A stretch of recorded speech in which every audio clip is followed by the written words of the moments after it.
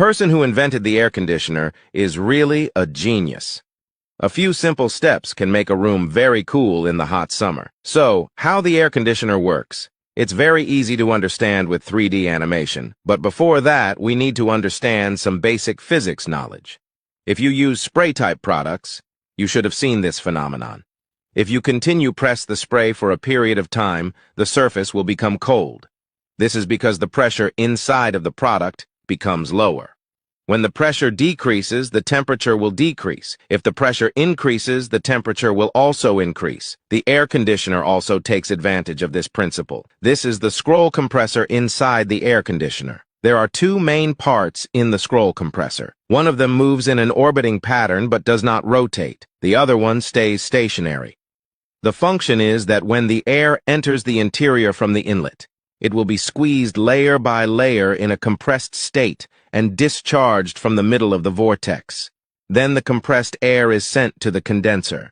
When the temperature of the refrigerant that is pressed into liquid and passes through the compressor becomes hot gas above 80 degrees Celsius, a fan is needed for cooling. And this is why the fan blows hot air.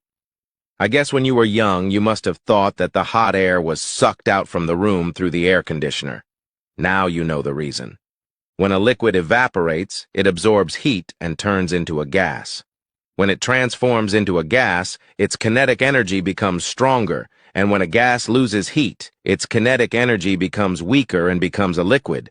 In other words, a frozen gas becomes a liquid, and a high temperature, gaseous refrigerant loses heat while passing through the condenser, so it becomes condensed and becomes liquid at the outlet.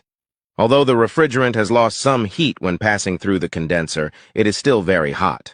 The temperature is about 50 degrees Celsius. The high temperature and high pressure liquid refrigerant flows into the expansion valve. From inside the expansion valve, it can see that a large amount of high temperature liquid needs to flow out from such a small space. The liquid pressure will drop with the flow. As mentioned earlier, the temperature will also drop when the pressure drops. The expansion valve is connected to a sensible heat storage device that detects heat. The device will detect the temperature. If the temperature rises, the pressure of the gas will rise, pressing on the spring to send out more heat.